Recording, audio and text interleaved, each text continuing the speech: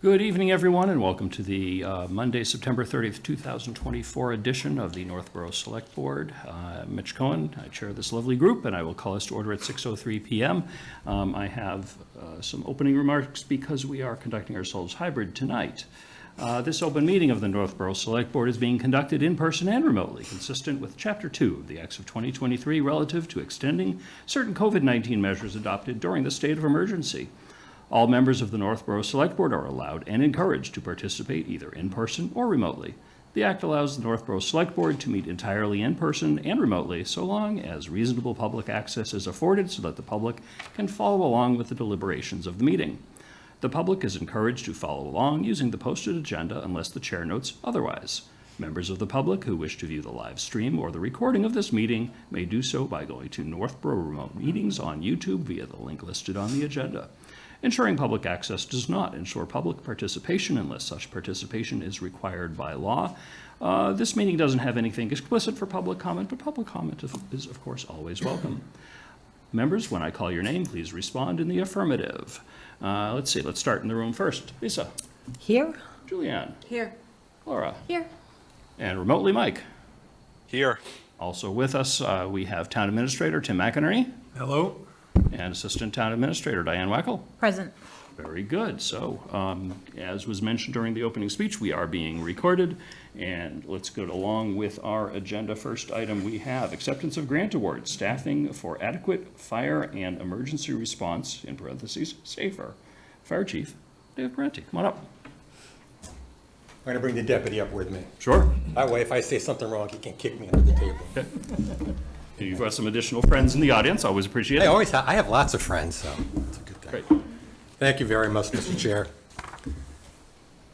Before I begin the presentation, there are some people I'd like to thank who I believe were very instrumental in helping us be successful in attaining this grant. The first group is the Select Board, who voted unanimously at our previous meeting to allow us to go ahead and get underway and move forward, and we really appreciate that. Second would be Senator Warren, Senator Markey, and Representative McGovern, all of who submitted letters of support to FEMA on our behalf. That helps a lot when FEMA gets those letters from our representatives. It helps us a lot. Third are the members of the Northborough Fire Department who assisted by reviewing numerous narratives and helping us look at numbers and figure out everything. They were terrific. And finally, and probably the most important, is the grant writing team, which would be Deputy Aspesi, Captain Dutremo, who's behind us, Firefighter Medic Ward, who is not here tonight, and in fact, I think he's on duty, and Hazmat Specialist Mike Parr, who is in the back. And Mike did most of the drafting of the narratives, which is amazing. He did a terrific job. So everything you're going to hear tonight, with a few exceptions, you've heard before. When we appeared before you last time, we presented all the statistical data justifying our need for additional staffing, such as calls for service, overlapping calls, EMS transport numbers, or total workload, just to name a few of the things. We presented the numerous times requests have been made for additional staffs over the years, and we discussed the many benefits of adding personnel. And we presented our estimated number for the grant, which we presented at $2,807,784. This is one thing I do have to change because it was actually $2,864,376. So it was actually more than we had originally anticipated. We were and are still very aware of all the requests from various town departments for additional funding. Everybody wants more. We understand that, which is the main reason we sought out this grant, because it funds these positions for 36 months. And we thought that would be a great way to get these positions with very little impact on the community. Refresher on SAFER, or the Staffing for Adequate Fire and Emergency Responses. The grant was created specifically to provide federal funding directly to fire departments to help us meet industry minimum standards of staffing and response for 24 hours. It's to help us provide adequate fire protection, adequate inspections, also for EMS response or traditional missions, EMS response, fire prevention, as I said, risk reduction, and public education. Now, the process is pretty interesting. It requires a significant amount of work. Information needed is very extensive. Data gathering and analysis takes up a lot of time. Now, I've told you guys before, and you know from my reports, I'm a geek. So I can get you the data and I can give it to you, but to change it into a narrative is a whole nother ballgame. We had to look at budgeting, we had to look at responses, we had to look at what are we currently doing for an operational plan and what would we do for an operational plan going forward. What's important is we had to look back 3 to 4 years for all of this. It wasn't just what we're doing now, it's what has your responses been for 3 years? What have your budgets been for 3 years? How are you budgeted? How much is taxable? How much is not taxable property? There's all kinds of stuff we have to look up.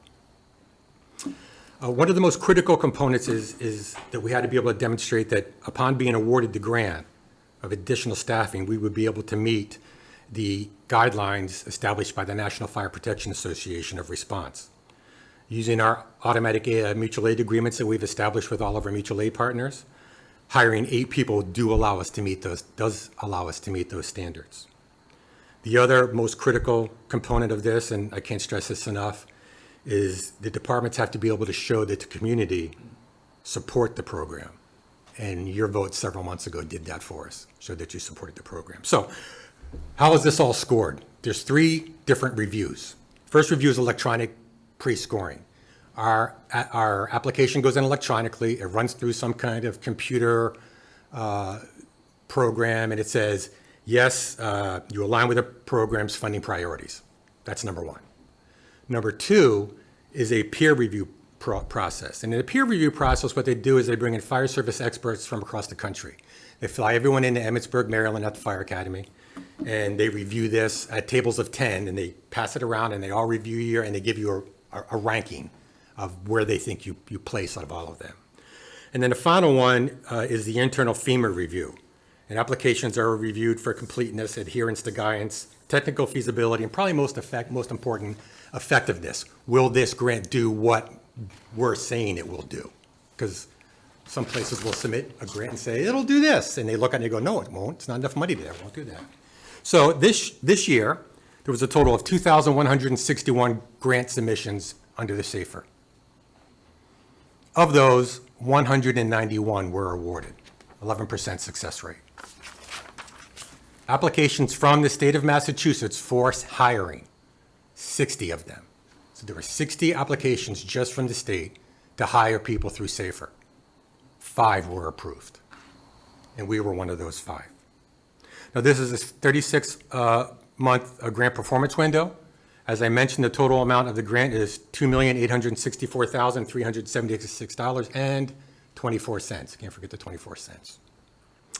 It includes salary plus COLAs for 2 years. So you get the salary for the first year, a 2% COLA for the second year, and a 2% COLA for the third year. It includes all stipends that are in the collective bargaining agreement, which is their medic stipends, their education stipends, their certifications. So any stipend that is called out in the collective bargaining agreement. It includes all the Medicare cost. It includes health insurance at a family level. So not at the single level, at the family level. It includes life insurance, pension, and OPEB, and then their IOD insurance, injured on duty insurance. So all of that is covered within this grant. The amount the first year is $935,948.32. The amount the second year is $954,667.28, and the amount the third year is $973,760.64. And there's all kinds of ways to work that to get the money back. Everything from them giving it to us every 2 weeks to match our payroll, to every 6 months, to once a year, to the end of the program. And different departments do it differently. I've conferred with Jason. We spoke about it. So whatever works, once we get it awarded, we accept it, we move forward, we'll sit down with FEMA and we'll talk about whatever would work best for us and fit best into our system. We have 6 months to complete the hiring process. Now, we were awarded the grant on the 23rd. We have to accept that grant, and then we have 6 months. So we have to have everyone hired by March. It's our anticipation we'll have everyone hired by the middle of January. That's what we're planning for. We're very excited about this. I can tell you that the minute I heard about it, I was just thrilled. We're here before you tonight to ask you to formally accept the grant and to give me permission to go online and to click the We Accept button. And I'm glad to take any questions. Questions from the board?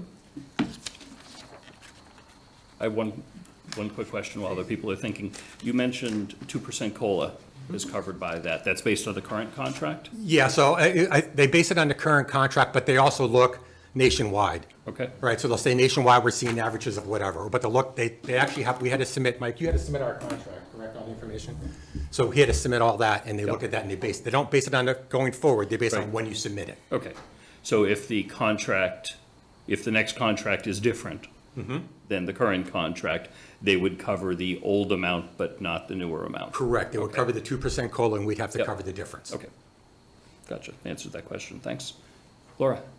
So I really appreciate this update and all the work that's gone into applying for the grant.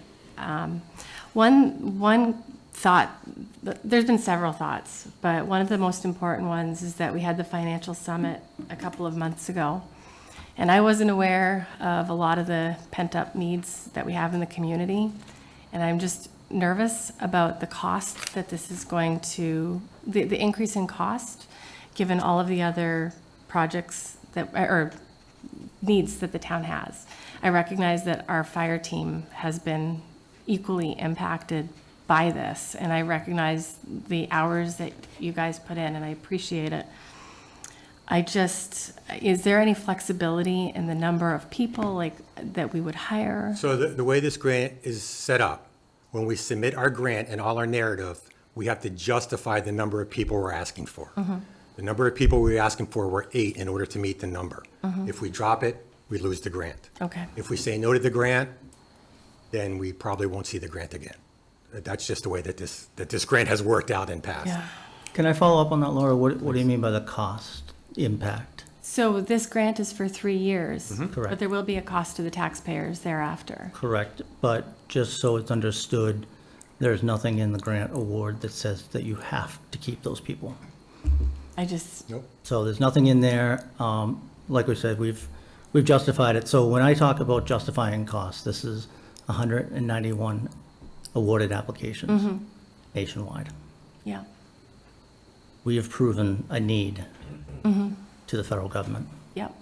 And then, rather than, sit and hopefully wait for the town to fund our positions, we did the extra while, took the extra look. We got the approval from the board prior to applying, because that's one of the requirements, and did the extra work to get the people. It's desperately needed. We've proved it. We've proved it internally, mentally, physically, response-wise, never mind the national standards. To pass on this grant is not advised, I would say. I would think differently if the old contract said you had to keep the people for 5 years. It did. The old contract was completely different when it first started. These are very sought after, very difficult grants to I get. recognize that. And there are negative impacts to the town should you not accept it. I understand. Okay. Just, if I may, just, when we had the financial summit, we talked about modeling Yeah. the future years into that growth and try to create a stabilization account to bear, Yeah. to keep this going beyond years. This was actually built into that. Yeah, financial so we summit. have that in that financial summit. Jason can speak to the particulars, but you're not going to solve for everything, but you still need to, provide the service, and if it's essential in their eyes and essential in your eyes, it's a good thing to have, and we're trying to plan against not having a major impact in year 4. Yeah. Yeah, I appreciate that. And So when I say negative impacts on the community, what I'm alluding to is not just the impact on the services, but a lot of people submitted letters of support. yep. FEMA is very specific on awarding these, so it's just not a good look. Not to say that's a force to get it in, but it's a benefit that, we're saving the taxpayers $2.8 million to give them a service. What we will do in 3 years, I guess we figure that out in 3 years. Jason's got a plan for building it up. But in 3 years, if, say, the bottom's falling out of the world, there's no harm, no foul. It's kind of a lease to own kind of system, That's a good way to put it. so. Thank you. Julian, I think it is. I mean, it sounds great for 3 years, but it is eventually a big monetary impact on the town after that. And I don't feel prepared to vote on this tonight. We don't have a copy of the grant. All I have is an old staffing study from 2015. You obviously, sorry? No, I'm waiting for you to finish. No, go ahead. No, No, I understand, but we gave you all that information. You have an old study of the staffing from 2015. We gave you all the information. We took that study, we compared it to where we were, we looked at the numbers. We provided all that information to you when you first voted on it. The grant award is exactly what I told you. That is as simple as it is. It is not. So those staffing studies don't mean anything. It's hired by somebody to do a staffing survey. The National Fire Protection Agency sets what the standard is. We do not meet the standard currently. The citizens of the community do not get the minimum service that's required nationally. This will give it to them at not a dollar out of their pocket, well, other than a few other aspects that we will fund through budgeting for potentially in 3 years not knowing what to do. It's also important to know we do have a timeline. If we do not accept that grant within 30 days, it's gone right. And our next meeting is, after the 23rd, or on the date that it's due. right. So Julianne, we're here. What are your specific questions? I think that in order to do our due diligence, we should see a copy of the grant. Correct, but the grant is how many pages? Grant's 18 to 20 pages, and most of it is, you have the final, except for the first 4 pages, it's you shall do this, and it's all the different federal laws you have to follow. There's really, exactly what I gave you is exactly what the grant says. So we've given you all the information that you need for that document. It's more designed for the town administrator to follow the rules on how they do it and for the finance on how they do it. There's nothing in there that's outside the scope of what we've told you. I mean, it's a document that, again, we've reviewed it in the prior meeting when we got your approval. All that information was in that document, and that's when it was reviewed by all of you.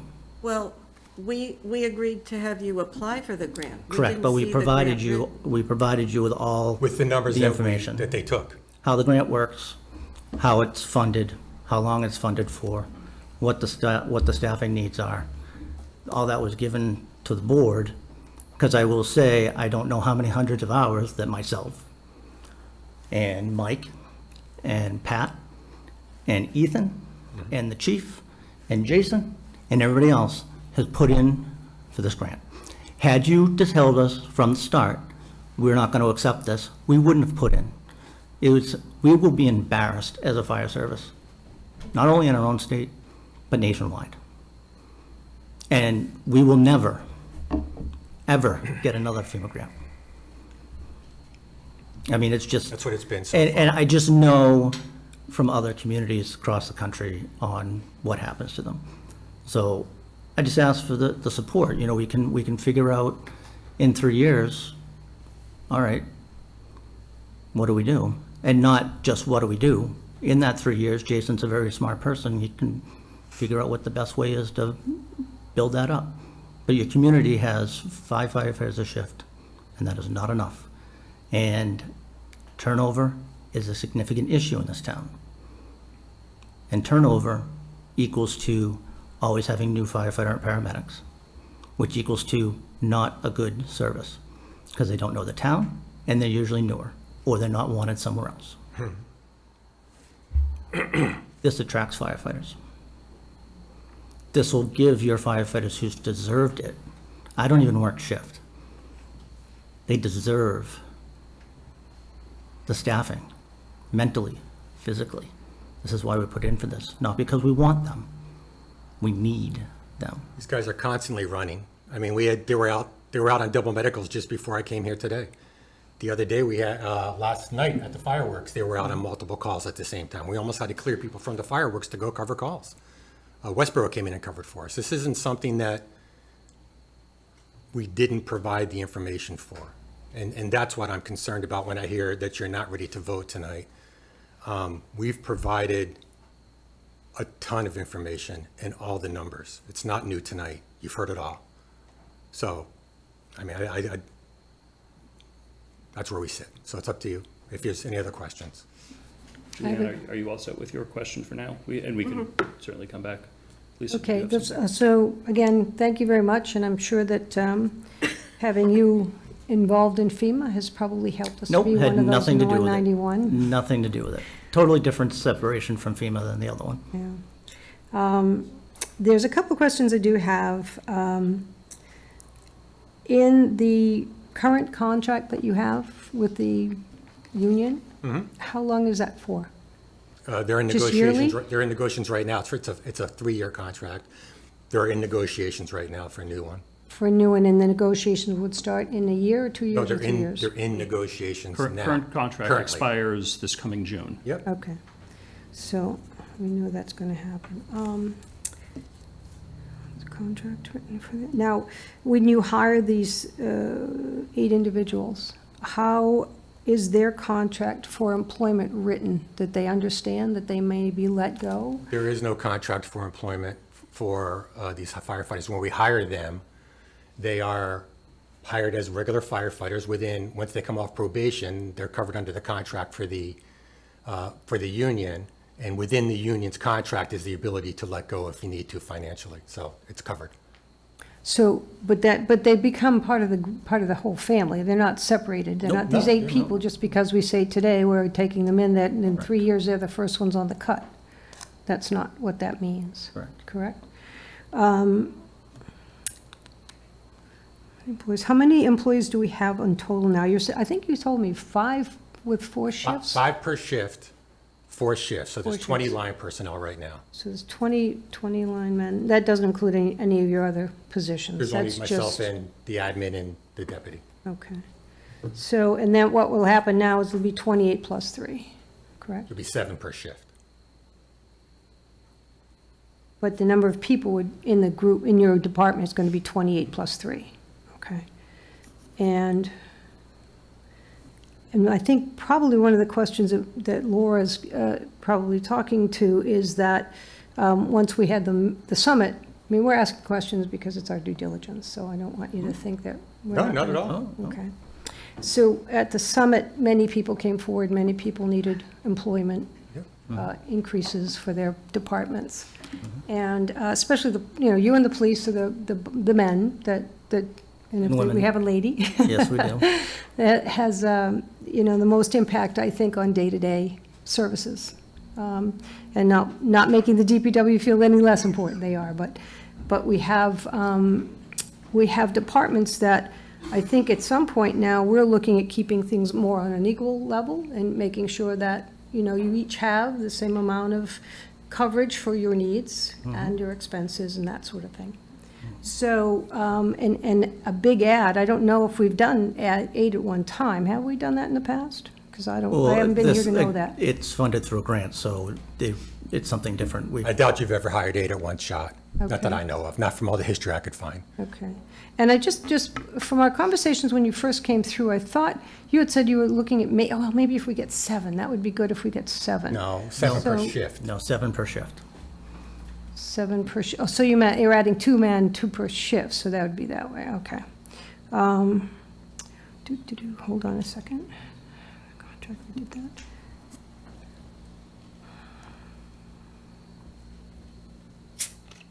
And I know that Jason's been working on a stabilization fund that I think we should probably hear about as well, because that's part of the decision-making is that. Yeah, I can't we speak need to know. that, but yeah, that's why Jason's here. Jason's Yeah, here let's and ready go to through talk our about questions that. about the grant itself, and then I'll ask Jason to come up and talk about that idea. All right.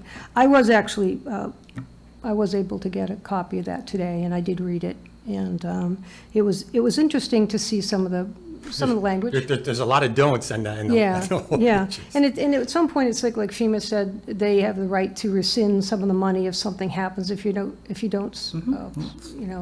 They don't just apply it willy-nilly give you correctly. $2.8 million. It's definitely, You're pretty Yeah. good. If you don't follow the rules, they can, yeah. So what do they mean by, what wouldn't you do? I mean, what would cause that to happen? Just, There's nothing we would do that would cause that to happen, but if you look in there, if you look at the FEMA grants, the rules that are in all the grants, whether it's an AFG grant, whether it's a SAFER grant, whether it's a fire protection grant, you all have to meet the same things, such as fairness in hiring, such as,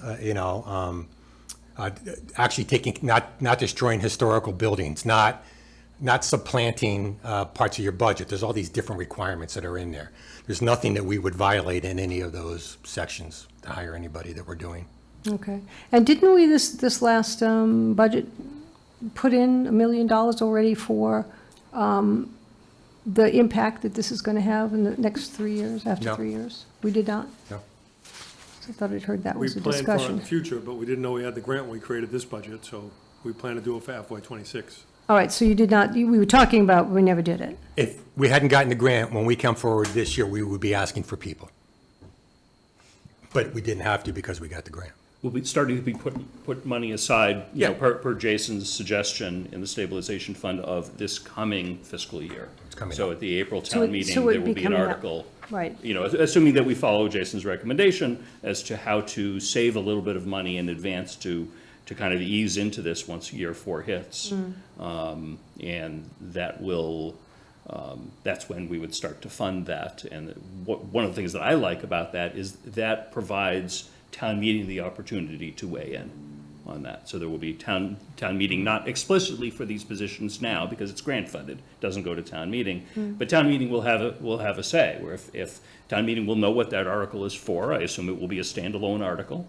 And there will, you know, be the opportunity for discussion and debate on it. And I imagine we could hear then, no, we don't want to do this. And then, in theory, we have the opportunity to plan to unwind the process after 3 years. That's what's nice about the way they've done this. Yeah. They've done this now. You have that ability to say, Yeah. we've decided we can't do that, so we're not going to. Yeah, I mean, I think this makes sense to do partially because we already approved the grant. I mean, that's, from my perspective, that's when we made the decision. You know, when we made the decision to apply for the grant, not now. But I really do like the fact that it has that escape hatch in it. I hope we don't have to use it, but it's good to know that it's there. If the financial condition of the town significantly worsens in the next 3 years, it's an option Yep. that is there. So it's, All right, and again, I think what happens is that as the years go by and we become more aware of financially responsible, that we have to ask certain questions and we have to know more than we usually hear. Like when this was coming forward at that time, I didn't see that, what it was going to be. I heard what it was, but didn't get to read it and understand it better. So I think that what we have learned in the past year and a half is there's an awful lot of, let's do this is a great idea, and then when it comes time to actually pull the trigger, then it's like, oh, I didn't know about this or that, and that's the questions probably that the ladies have, that, you know, at the time we are asked to look at something, it's usually in a very short period of time, it's not a lot of discussion, it sounds like a great idea, and I'm not saying any of it isn't. I'm just saying that that's probably what's happening now with the questions that are being asked. There's only one concern I have, and it's that there's going to be an imbalance of employees per department. I don't know what that might be I yet. don't know if you can look at it that way, because we each have different tasks. We have different jobs we do. You don't need the same amount of people in the health department necessarily that you would need in the fire department. And you may need more people in the police department than you would need in cable. Every Right, yes, department has their that's own needs. That's exactly right, and that's why I said police and fire. I didn't say Yep. Dana's position or any of that. Those are the two important manpower departments that I'm talking of. So I can remember a select board member in a town that I worked for a while back during 2008 when things were dark, financially dark. He said the community can survive, but it can only survive with fire, police, DPW. He said that's who you need to fund. So if you look at it that way, technically the town could get away with not having the rest. Not that we're in that state, but, you know, just to kind of give an understanding of that. And it is a labor intensive, but to the point of, you know, everybody needs staff, right? Which was kind of another catalyst, because we had heard about it already, another catalyst for us to put in, because we're like, well, you know what? The fire service is the only one that had these opportunities. So why don't we just give it a shot? It's a long shot, But we'll do that to help the taxpayer, because now we get our positions that we need, that we've sold to everybody. I mean, technically, we probably could get more if we put in, but 8 was good. And that gives the town 3 years to kind of figure out everybody else's needs, and then kind of build a budget as you go. It's, rather than us coming to you and say, we need 4 people, which we were gonna do coming this next budget, we've taken that off the plate, we've taken that off the taxpayers, we've taken it off you, we've taken it off the town budget. Now granted, yes, Jason has to build some stuff in, but that immediate priority is not there. You Okay, know, and I that's- appreciate that. I think, again, I'm thinking now, okay, then that means we really have to put some police on. We can't just tell them that we can't afford to do it. We have to find some money for them as well. Police officers. So that's, so is this, are we going to talk, Jason going to talk with us? Yeah, I want to make sure, I know Mike has his hand up. I want to make sure we have the opportunity to ask some questions about the grant, and then I'll ask Jason to come up and walk us through the funding for year 4 planning. Mike, are you all set? Yeah, Lisa? thanks. Mike? Yeah, no, thank you. I mean, I guess I don't understand why we would not accept this grant. For all the reasons that the chief and deputy chief laid out, as far as getting a grant accepted, that's almost $3 million, and then saying no to it just seems frankly crazy to me. It gives us the additional staffing to meet the public safety need that the town has for really almost no additional, for them covering the $2.8 million. And then in 3 years, town meeting can decide whether or not we want to keep these 8 firefighters on or go a different route. And that's something to decide down the road. I think it would be a mistake to either punt this vote to the next meeting or not accept this grant. The fire department isn't, and we all know this, right? Police, fire, they're not like other members of town staff that every department has a need, but only so many of them directly deal with public safety. Do we need more police in town? Probably, yeah. From my understanding of the studies that have done, we need more police. We also need more firefighters. We're going to get more firefighters paid for, except for some maybe amounts for gear and stuff like that we could cover with some ARPA money if we needed to. But so this is almost very little cost to the taxpayer and a vast increase in services, in public safety services. Not my tax bill got processed faster or my library book got returned and processed faster. Like, these are the people who show up at house fires and car accidents on the worst day of somebody's life. They see a lot, they deal with a lot. I think it's important that as a show of support to the department that we have the votes to approve this grant. I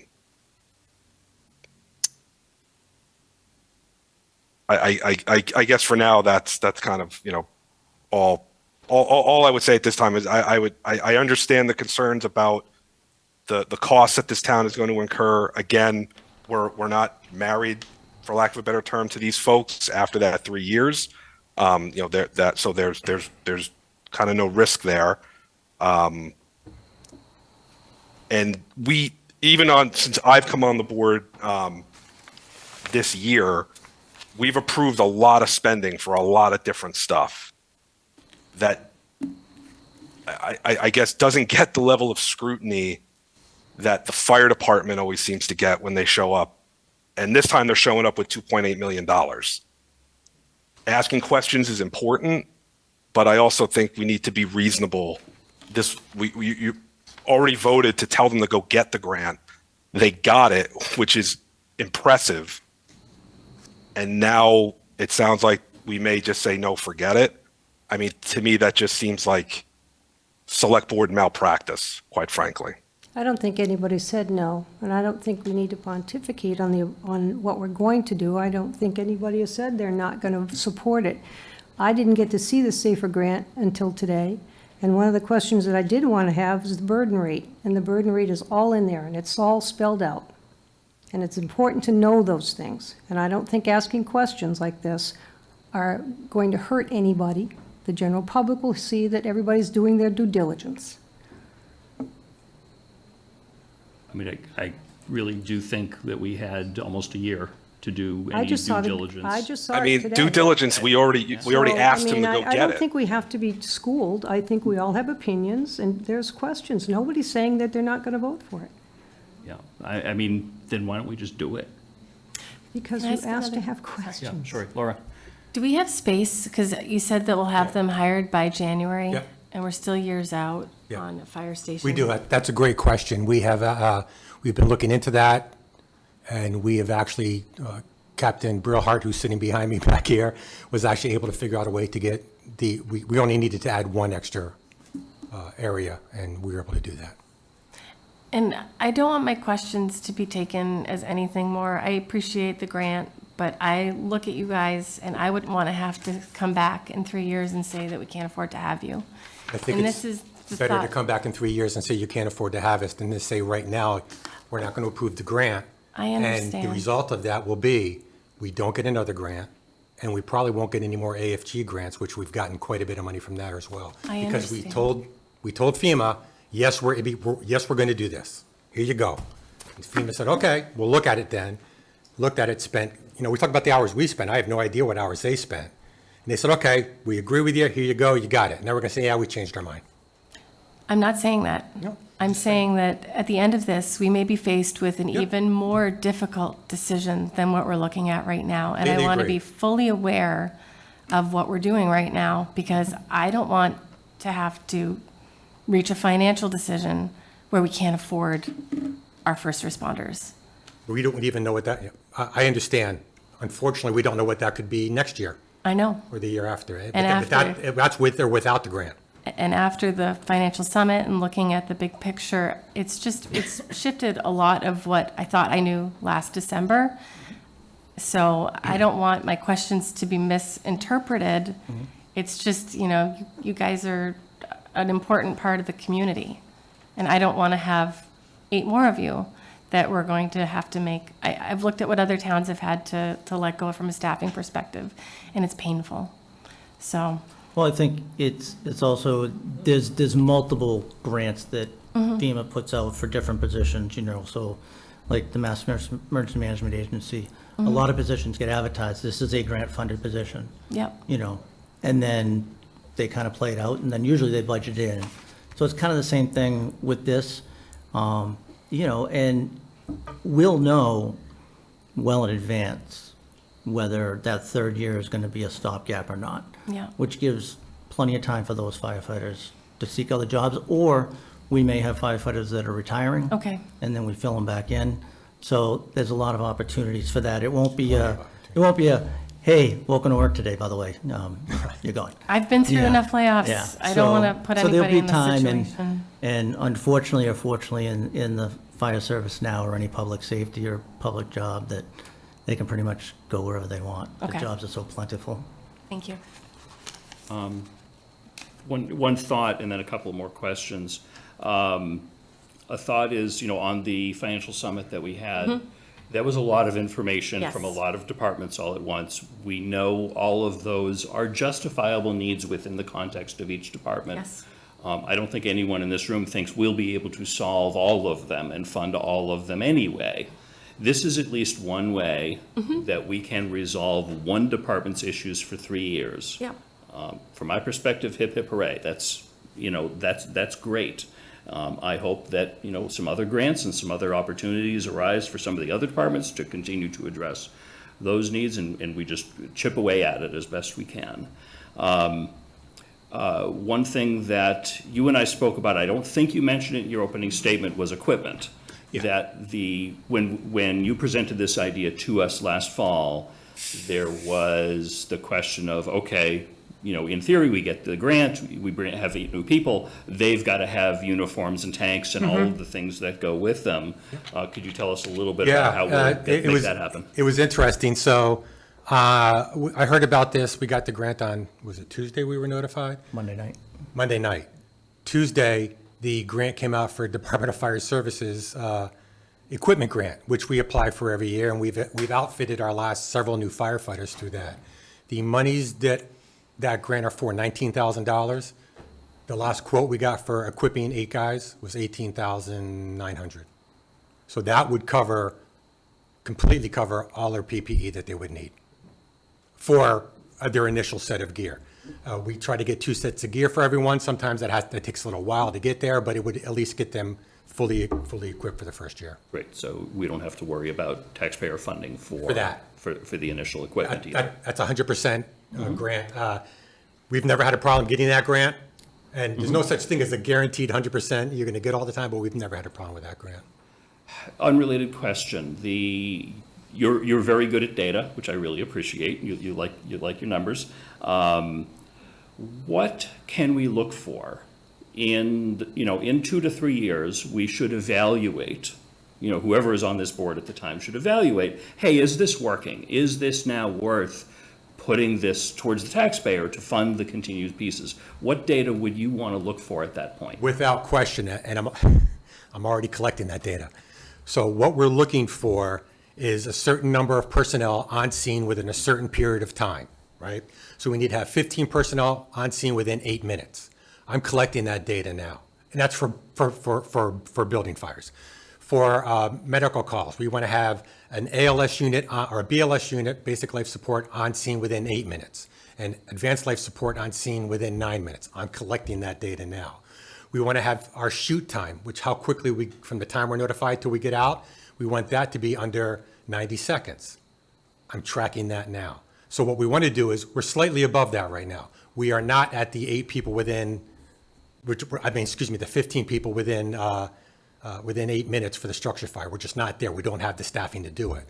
The new people would give us that staffing, but we'll track that. I'm very demanding in the way the guys do the reports. You can ask the guys behind me, they get really angry at me.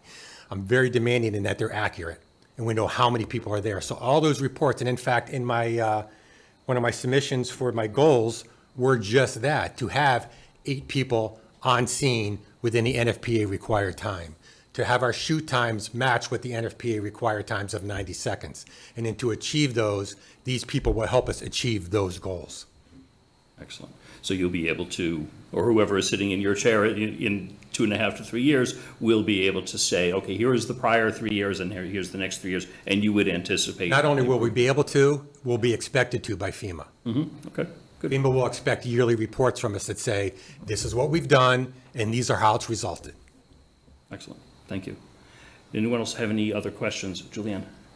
So I have 2 questions, and then they're really quick. So just to be clear, this grant will not cost the taxpayers any money right now. Everything is covered. Their cost of living raise, their health insurance, their pension, their OPEB. Everything is their covered at the pension. rate that they're currently being paid, and then there's a 2% COLA per year.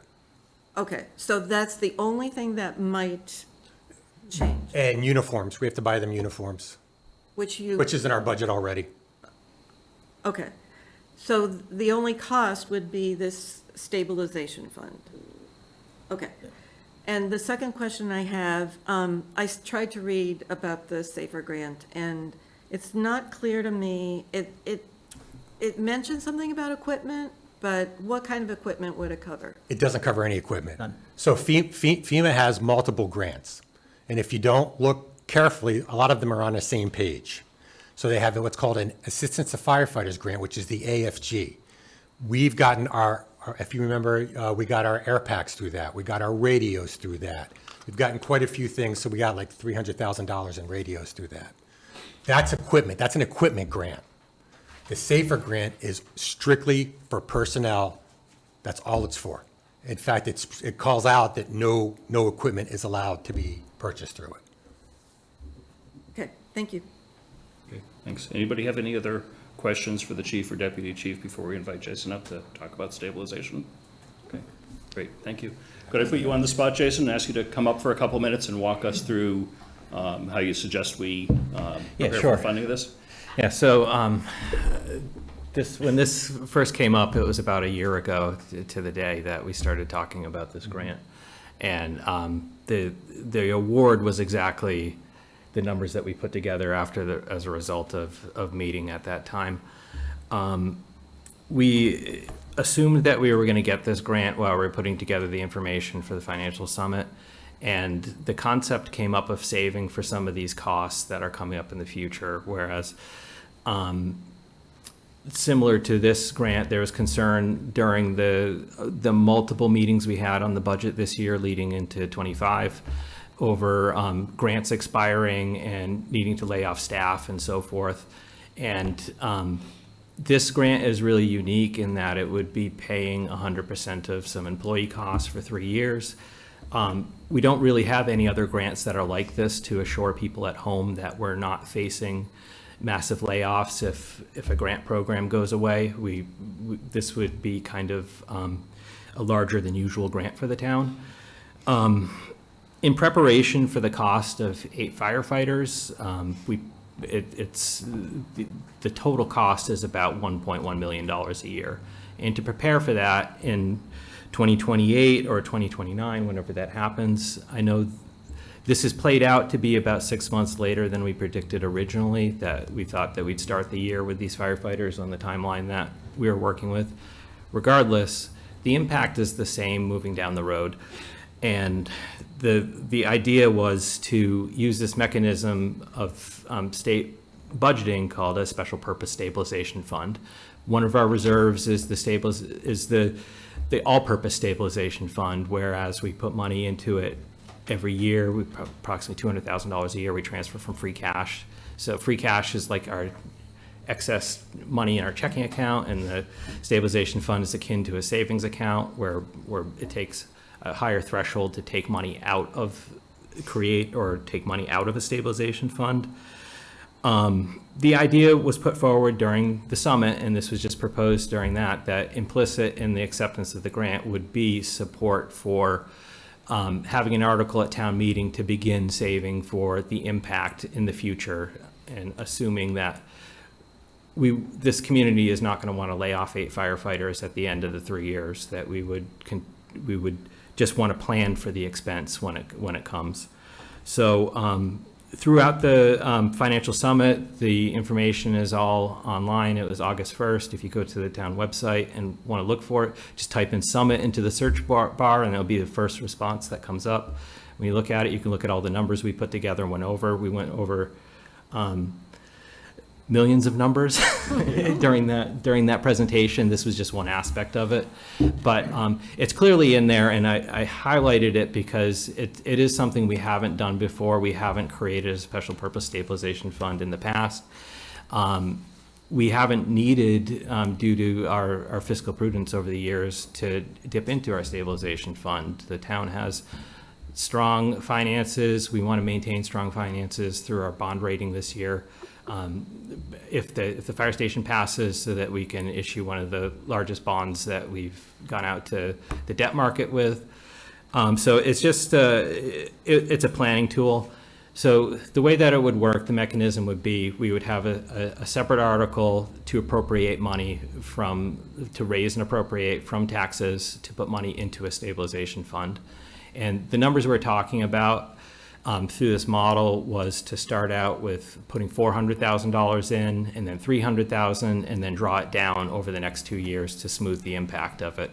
And what we modeled at this presentation, I just simply printed out the pages from the presentation to bring with me tonight.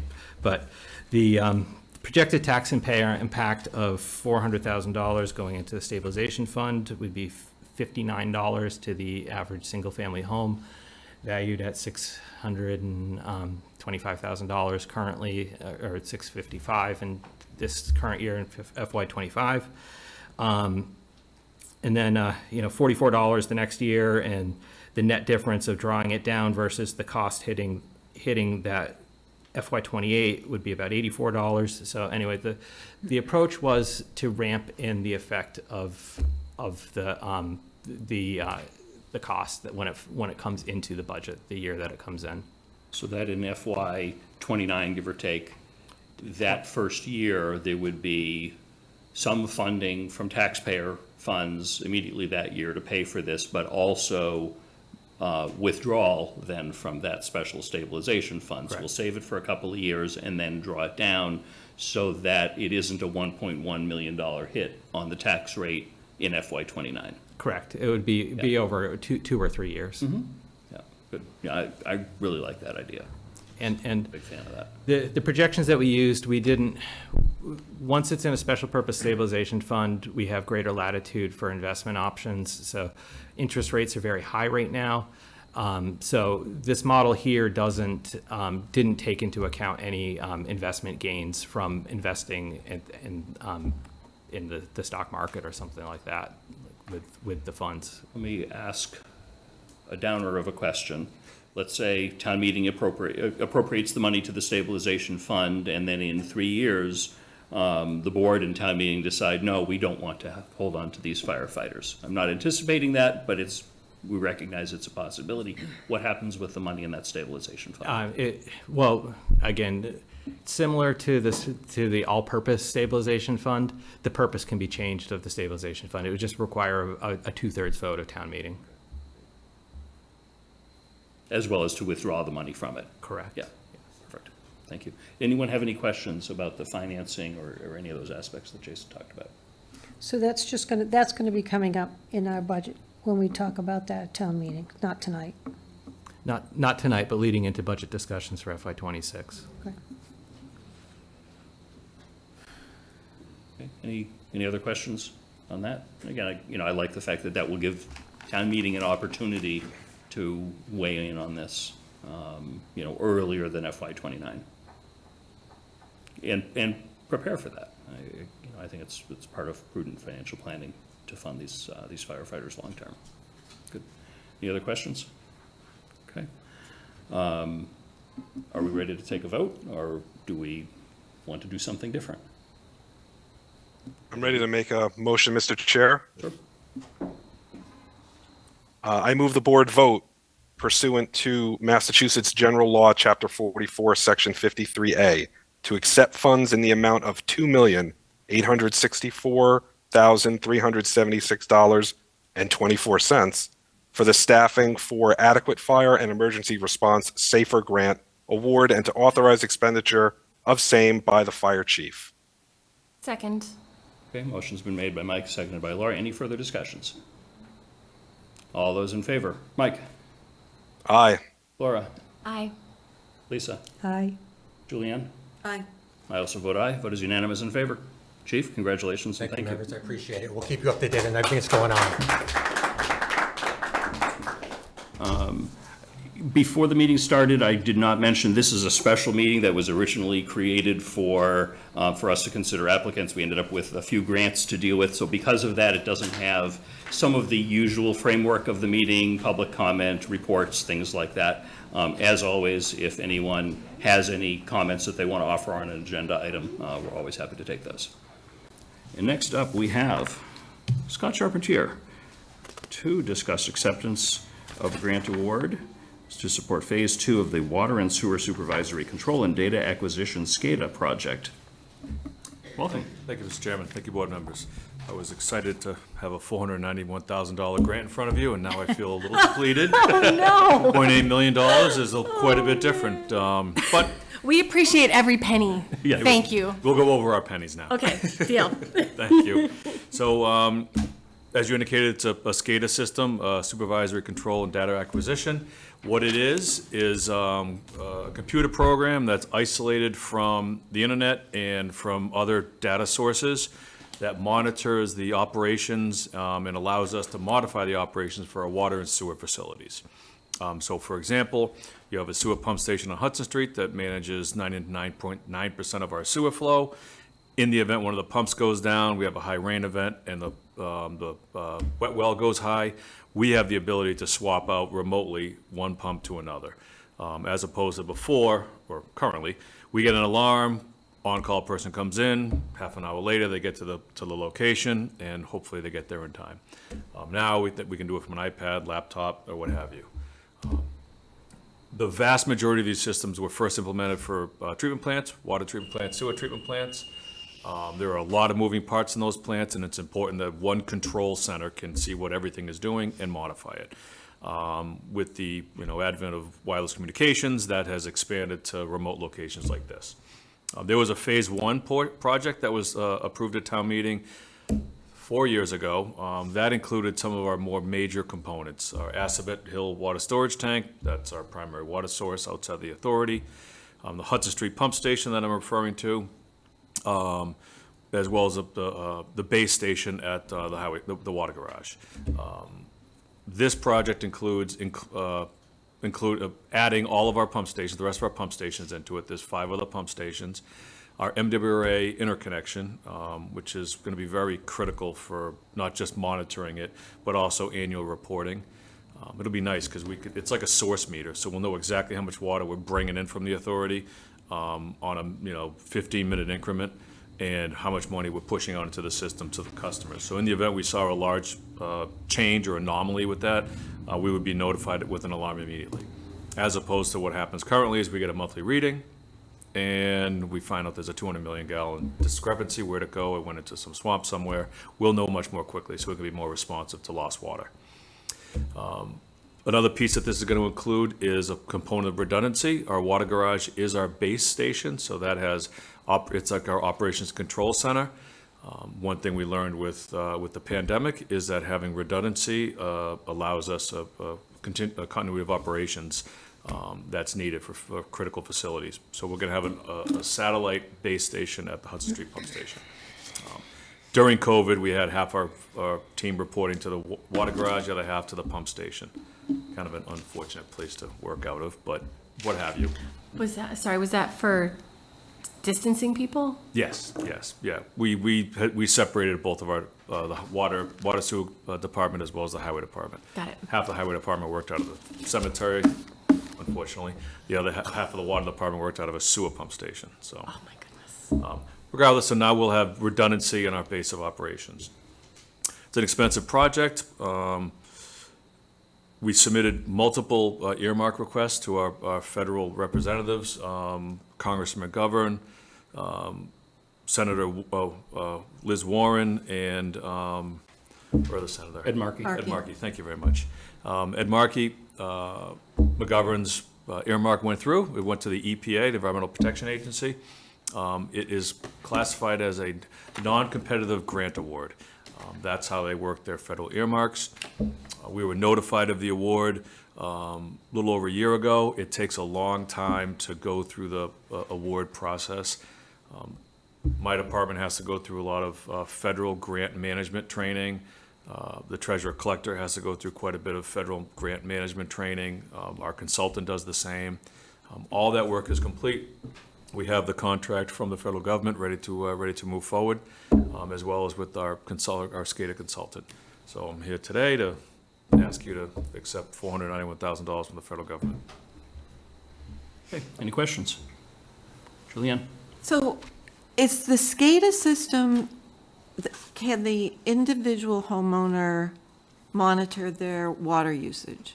No, that's an Ion Water program we have. So when we did the meter replacement program in 2016 and 17, every water meter in town has a cellular communicator. It's a little gray cylinder about the size of an empty toilet paper roll. That sends a text message every day to our database management vendor that has water readings every hour. So you as a customer can have your account, log into it, and see what your hourly water use was. You can set alarms, so if you go on vacation and there's any water use, you can be alerted by a text message. If there is a continuous use, you can have an alert as well. So it's a good mechanism for customers to monitor their water use. And one of the goals is conservation. I've said before, we sell water, but we try to convince you not to buy it. So it's a good conservation mechanism to realize when you left the hose on, things like that. It's a great program. So the one that, the SCADA is kind of like the municipal version of the homeowners thing? Yes, except that we can control things. Okay. So a lot of alarm systems will say, pump 2 alarm, and you don't know what the alarm is. Is the pump off? Is it overheating? SCADA will say, pump 2 is overheating. You get that alert. You can switch pump 2 off, switch pump 1 on, and then get there in time, to repair whatever the issue is with the pump. As opposed to what we do now, which is you get an alarm for pump 2, you have no idea what it is, and you better hurry up and get in so you can switch over to pump 1. Thank you. Questions, comments? Are there any additional costs associated with this, or is this just going to be completing that project from a few years ago? There are no additional costs. All of the software licensure we have is currently in the budget from Phase 1. Got it. This is just adding more laptops onto the same network, for lack of better terms. Awesome. Thank you. All right. Seeing no other questions, I'll entertain a motion. I move the board to vote pursuant to Massachusetts General Law, Chapter 44, Section 53A, to accept the funds in the amount of $491,000 from the Federal Environmental Protection Agency earmark grant award to support Phase 2 of the Water and Sewer Supervisory Control and Data Acquisition, SCADA project, and to authorize expenditure of same by the DPW Director. Second. Motion made by Lisa, seconded by Laura. Any other comments or questions? Good job. Thank you for doing this. We appreciate it. Very good. All those in favor? Lisa? Aye. Julianne? Aye. Laura? Aye. Mike? Aye. I also vote aye. Vote is unanimous in favor. Thank you. Thank you very much. Thank you for bringing $491,000 to our attention. We always appreciate that. And next up, speaking of free money, this isn't a formal grant award, but to discuss the Massachusetts Department of Transportation free of charge offer for rectangular rapid flashing beacon, RRFB, assemblies. RFBs seem to be our topic of discussion lately. So the state came out with a program where they allow communities to submit requests for RFB assemblies. The state buys them, they provide them to us in a box, and then we would have them installed. They don't have any installation, they don't select the locations. It's funded by the state to the municipalities for town-owned roadways, not state highways. They have a series of criteria that one, either needs to be met, or two, they use as part of the evaluation criteria. Considering the need, I'm guessing the evaluation criteria will also become a requirement, because everybody's going to ask for a bunch, and there's only so much. I gave a memorandum that kind of outlined the program, and I went through a few intersections that I know have come up for discussion here, as well as residents referencing the needs to our department. I looked through those to identify which ones would be eligible. So the eligibility criteria, there's several of them. They look at intersections that are, what controls are the intersections? Is there a traffic light or is there a stop sign? Their preference is to award to uncontrolled intersections or crosswalks that are not at intersections. We have some mid-block crosswalks. Those are known to be unsafe or more dangerous than others. So they focus on those. Another requirement is the speed limit as compared to the traffic volume.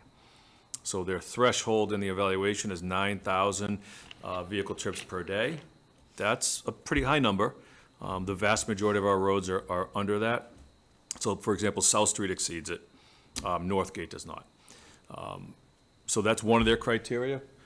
They're not going to award any RFB assemblies for roadways that are 30 miles an hour. So as you go up in speed, you need more volume for awards, and 35 miles an hour is the threshold that they've set. This is for standard 2-lane roadways. If you have a larger roadways that are municipally owned, it's a lot different. So 4 lanes with a raised island, or 3 lanes in each way, 6 lanes. That's different, but we don't have that here. When I look through the roadways, these are the ones that I identify that would be eligible. Davis Street at Indian Meadow. I know we have discussed that before. The Upper Pleasant Street, we're doing the Lower Pleasant Street as part of the ARPA funding. The Upper Pleasant Street would be one that's eligible. South Street at Alcott, so there's a few on South Street that are just miscellaneous crosswalks that are put in very cumbersome locations. That would be one of them. There's another crosswalk on South Street at Cedar Hill. That would not be eligible. There is no ADA compliant ramp on one side, nor is there a sidewalk. So another piece that they consider, not just where the crosswalk is or how many vehicles drive over it, or what speed they drive over, is also the accessibility component of it. We have some crosswalks that have no sidewalks on either end. Those will not be eligible. There's no ADA compliant access to those crosswalks. So, we have over 70 crosswalks in town. They're all over the place. It takes some time to review them all, for sure. We know where they all are. We have them all mapped out. This was just a list of ones that I identified that I know of. So I was hoping that the board would, well, one, consider this and say, yeah, please go get free stuff from the state, which that's pretty easy.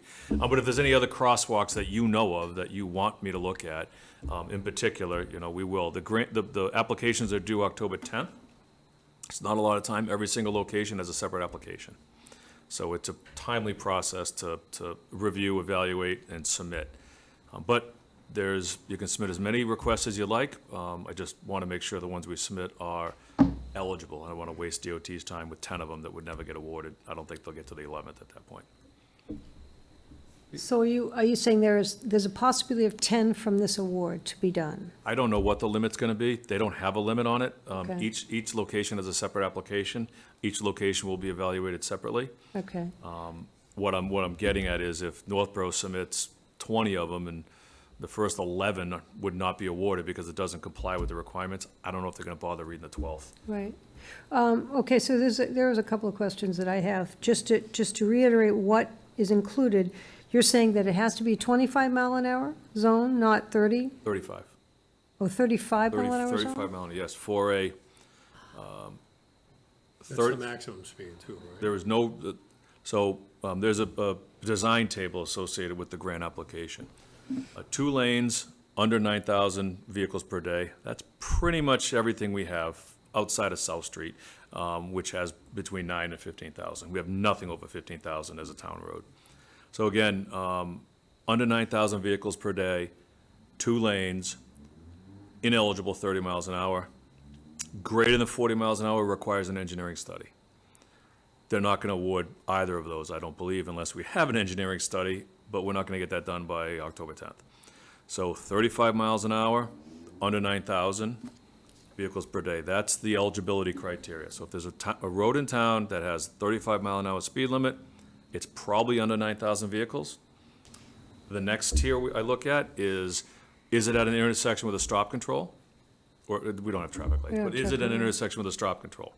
If it is not, you go to the next criteria that says, does it have ADA accessibility? Cedar Hill was one, for example. There's no ADA ramps, there's no sidewalks on one side. It's actually just like a stone area that people walk up to. So that would not likely be awarded by the state.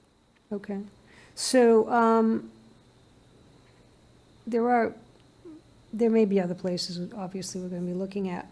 So you're going to go for these 3 that you've already noted on here. Yep. How does this affect the ones that we've asked for on Route 20? Not at all? No, it's a completely different program. The ones on Route 20, I have a meeting with one of the District 3 representatives later this week to discuss that program.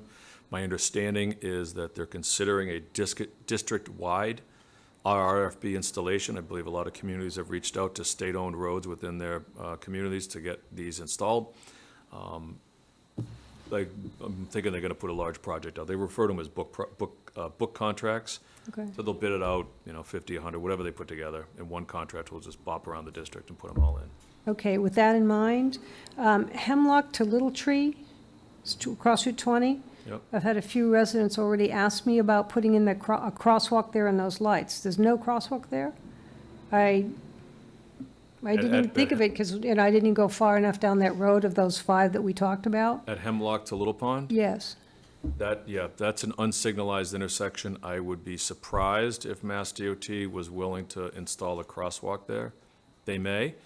My guess is that their response is going to be no, go to Bartlett, as opposed to having a crosswalk on that section of Route 20, which is fast. Pretty fast, yeah. Yeah, I would think that they would prefer to have people walk to Bartlett where it's a signalized intersection and they can hit the button and it stops. Although Bartlett's is a difficult one to go through. I mean, I walked down there with, a couple of different people, a woman with her baby carriage and such.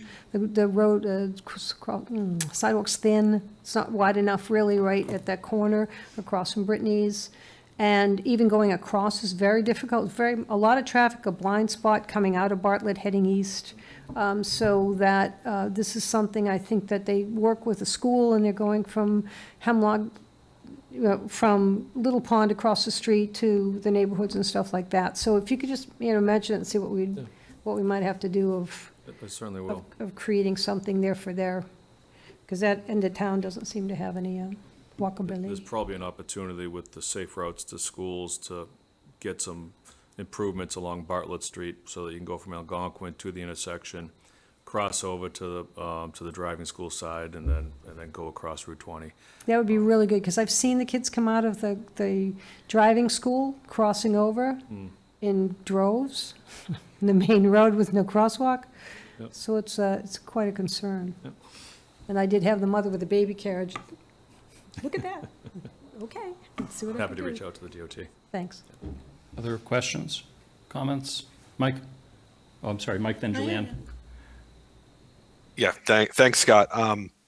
The RRFBs that would be installed, these would be the standard ones and not include that additional LED lighting that we had discussed a meeting or two ago? That is correct, and they would be Mass DOT's standard specification. We would be responsible for the installation, depending on the timing and the workload, either and the award. If we get awarded one or two of them, or three, the staff has time to install those. If we get a dozen, we'll hire that out. But they will not have the spotlights on them. Okay. And you had mentioned that there's something 70 some odd crosswalks in town. And it is a tight deadline coming up on October 10th. Is it possible to do a review if not all, but a good portion of the crosswalks just to say, okay, these would be eligible and let's request them? Or you think it's better just to kind of go with some heavy hitters or important ones that we know are eligible and move forward from there rather than asking for too many, if that makes sense? I'm going to split the town in half by Route 20, and my assistant is going to do half the town, and I'm going to do the other half. With my knowledge of town, I'm thinking I'm probably going to get the southern half. But Whoever gets more buys dinner, or whoever gets less buys dinner, or something like that. But we'll submit what's deemed eligible. I certainly don't want to saturate them with likely ineligibles, but we will submit for what I believe will be awarded. All right. Thank you, Scott. You're welcome. Thank you. Julianne? So, in the next few days, if someone calls, who would they call to say, I have a great idea? That would be me. Should call Public Works, or they can send an email. If they're aware of a crosswalk, we're going to go through them all. We have them all GIS'd and mapped out. Every one of them is going to be observed and driven out to. Hopefully we have the time to do it all and nothing occurs between now and then that requires immediate attention. But our intent is to apply for everything that we'll be eligible for. Okay. And for the benefit of the public, we haven't talked about Route 20 at all, which is the busiest road in town. We all know that that's a state highway. This grant program does not apply to that. Right. All of Main Street, all of West Main Street, all of Southwest Cutoff is state-owned by West Main Street, including going past Zecco's. South Street is Route 135. That's a locally owned, state-numbered road. Excellent. Thank you. I assume we're all supportive of asking Scott to Yes. seek these? Okay. Okay, we don't need to vote on that. I'll go find some more money. Thank you. Very good. Thank you very much. Thank you very much. Thanks, Scott. All right. Next up, we have the reason that this meeting was scheduled, deliberation and vote to appoint town administrator. So, let's recap a little bit. So, Dana's doing something. Oh, okay. We interviewed 4 candidates back a couple of weeks ago. This past, I think it was Thursday and Friday that the 2 candidates that we selected as finalists came in and met with staff. We heard from, I certainly heard from a few department heads with input from that process, which I think was valuable. I suspect we've all heard from hopefully the same people. I know there were one or two emails that I got that was just to me that I forwarded out to the full board and copied Tim and Diane on. And I thought that was a really good process, something that I know a lot of towns don't do, is have staff come in.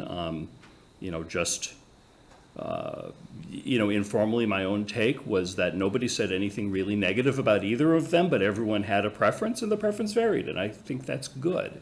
I think that means that we selected two people to go forward. I think to get us to where we are, Tim, could I ask you to, sort of walk through the initial advertising process and everything else so that we all know the steps that you went through to find all the eligible candidates and the public would benefit from that as well?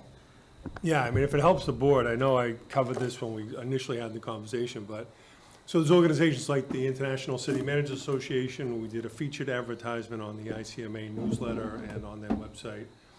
We posted at the MMA, the Mass Municipal Association, and it's called the Beacon newsletter, but they do it mostly online. And there are subgroups inside of that, and we chose to do a featured with leaders, women leaders in local government. So that was a segment that we could get to a population where we would have a diverse group of applicants, which I think we did. I emailed and called certainly the first suburbs around us, and other managers that I know, they're either retired or upon retirement. The Foxborough town manager, who Bill Keegan, who I've known for 20 years. Bernie Lynch, who obviously works for his own Paradigm Associates. I've known him for 20 years. Telling them about the opportunity. Kevin from Shrewsbury recommended one person. Another group I called was the Collins Center. I talked to Mary Akashi, and she recommended someone who was an assistant in a surrounding town outside of Boston. The commute for her was too far, so she didn't apply. But I talked to her at length about the position. So it was a lot of groundwork to get people to apply. But I looked to other people that I respected in the business because they, I just got back into this, a year ago. I didn't even make it to the MMA annual conference in January, so I don't know all the people that are kind of coming up through Massachusetts. So reaching out to those people who know those people who are coming up and telling them about the opportunity, I think was good, and it gave you a variety of candidates on a very compressed timeline. We obviously did LinkedIn, my LinkedIn personal, I don't know what it is. Is it a social media? I don't know if LinkedIn is social media. We did Facebook, the website, Instagram. I don't know if there were any other ones that we did, but those were the logical things that we did. So it was even Buzz and Bob, right? I've known them for a long time. I've called them, had conversations. They have applicants that have applied for other jobs that didn't make it. They probably don't want me to say this out loud, but I'll tell you, they passed and noticed along to those unfortunate souls that didn't get jobs in other places that this job was open.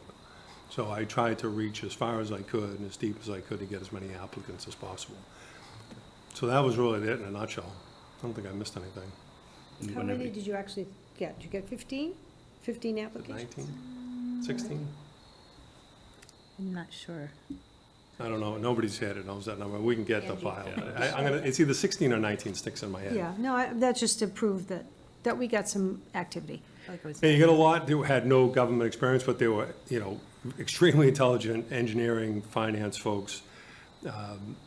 They didn't hear about it through these traditional methods that I mentioned. They heard about it from Facebook or wherever else, because they were local folks that were extremely bright, but just no municipal experience at all. Okay, thanks. Very good. So one thing I neglected to mention is we did ask our two finalists, Stephanie Bacon and Mark Strange, to provide some essay responses to two questions that went out to them, and we all got those, I think, Thursday night, Friday morning. You sent them out to us, so we have those.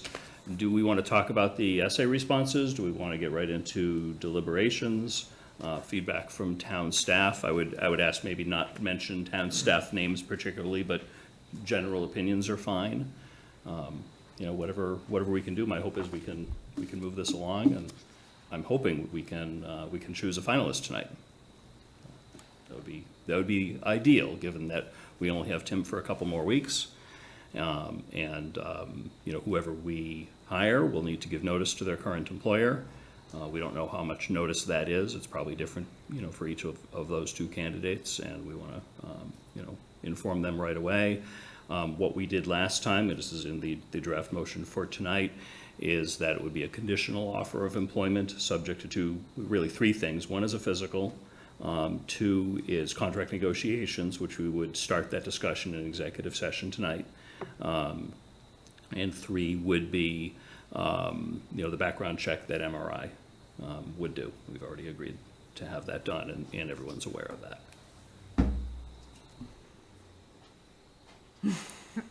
All right, do we want to start? I can name a candidate, and we could talk about that candidate. I just want to say that Mark has 2 years' experience as a town administrator. Stephanie has 7 as an assistant town administrator. So in my head, I think that it's almost equal. Stephanie had a good learning opportunity, and Mark, I guess, he had those other positions in Ag Woman. So I think that criteria is, equal for me. Yeah, I found them different but equal. That I'm very pleased with our finalists. I mean, they're both ready to do the job. From my perspective, I'm happy with either one. I think they have both proven themselves, and the comments that we got back in aggregate from town staff, it's consistent with that they're both ready to do the job.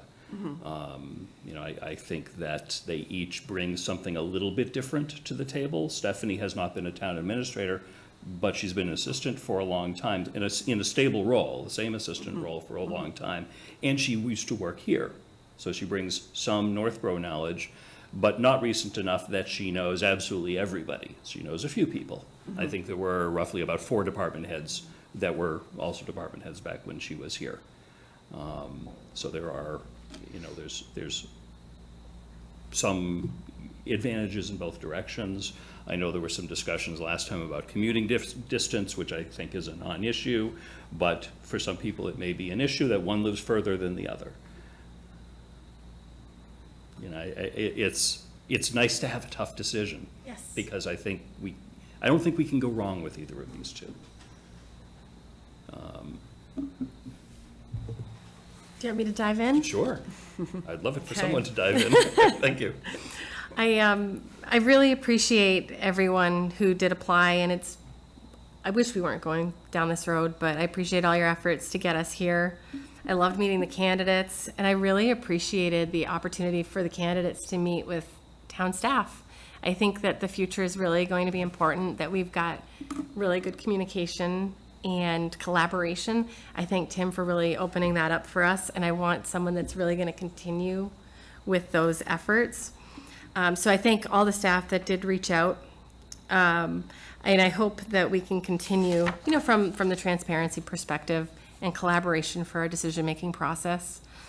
I've appreciated the feedback from the residents. The interview process has been I've preferred it to the last version. I liked having more involvement rather than waiting. I appreciate the interview committee last time, but I enjoyed this version as well, and thank you for doing it on a compressed timeline. My feedback, I think where the town is right now, I really agree that both candidates are great, but I think staff having the background and knowledge of some of the staff and the processes in Northborough, I would like to see her in that position, just based on the fact that I think she knows them, and it would really help her hit the ground running quickly and be able to really have a smooth transition. And then hopefully with some good, transition of administrator goals, you'll be able to help, with that process. And then she's going to know the personalities and how to help continue motivating people. And so that's my feedback. So thank you. Thanks, Laura. Okay, who would like to go next? Yeah, I would agree with Laura. I think she said it well. Based on the in-person interview, the essays, and then the feedback from the staff, I would say Stephanie is the number one choice to move forward with for town administrator. For all the other reasons Laura had mentioned, and then just to, sort of in aggregate, and it's close, right? This is a hard decision, and that's good. That's where we want it to be.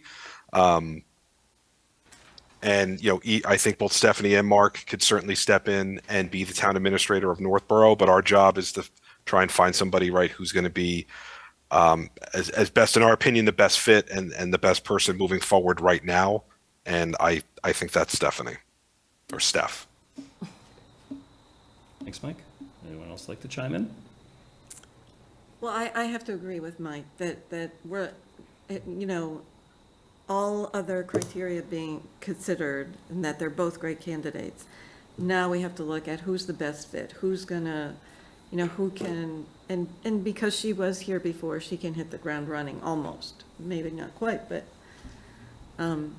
we've been in a transition for a year. Yeah. In the end, you're just a long-term interim. Oh, no. I appreciate that. An agent of change. That's right, an agent of change. There we go. So, and I concur with my team. We're actually sounding like we're almost on unanimous. Oh, my goodness. I don't know if that's right.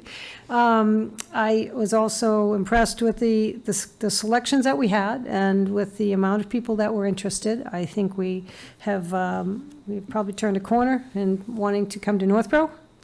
And I think that Steph does offer a little bit more in the recognition and the stability of being in her position for as long as she was. She wanted to be in Northborough, and she made an effort to come out and put a lot of time and energy into that decision. I hope she's here for a little bit of time. I can't expect a 5 to 10 year promise, but I certainly hope a 3-year promise would work. And I think that it may be a good model for us to have, the momentum that we've started, because I think we are in a pretty good area right now. I keep talking about the summit. I love the summit, but I like the globalness of knowing what everybody has got to do now, and it works well, having that overview of understanding. And I think that that's a big change for what the boards have had in the past. So I would wholeheartedly agree with my colleagues and say that Steph would probably be my choice, and I'm looking forward to perhaps having a list of what Tim had done in his time here, and what his plans were, and what got accomplished, and what got finished, what was still open, and what the dreams were for ahead. So I hope we can put all that together. Thank you. And now it's my turn, and I think we're going to be unanimous on this. Like I said, I really liked both Mark and Steph. And, in the end, it came down to chemistry. I think that we had a good chemistry with both, but even a little bit more with Stephanie. I really saw a reflection of good chemistry between Steph and the staff members and the reports that we got. This isn't to reflect poorly on Mark. I think everyone liked and respected him. He's a smart person, and he is doing well right now where he is, and he will do well in whatever next position he has. But I think I agree. I know I agree that Steph is the right choice for Northborough.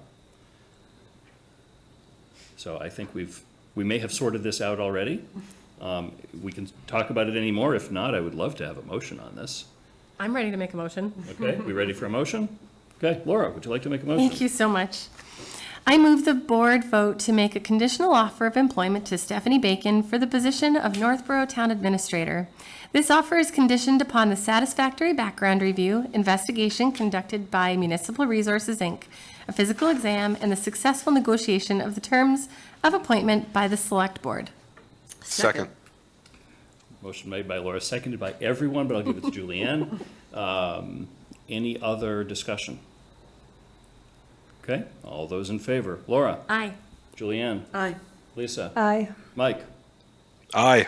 I also vote aye. Vote is unanimous in favor.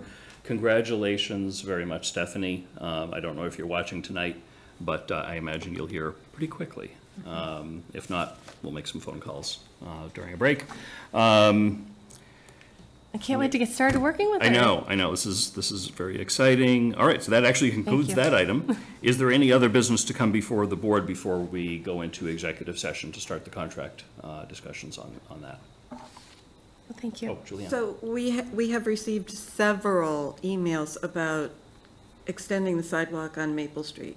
Can we make sure that's on our next agenda so we can figure out? I was gonna ask Scott while he was here. Oh. And then, of course, I forgot, because we are, and either of you could ask him.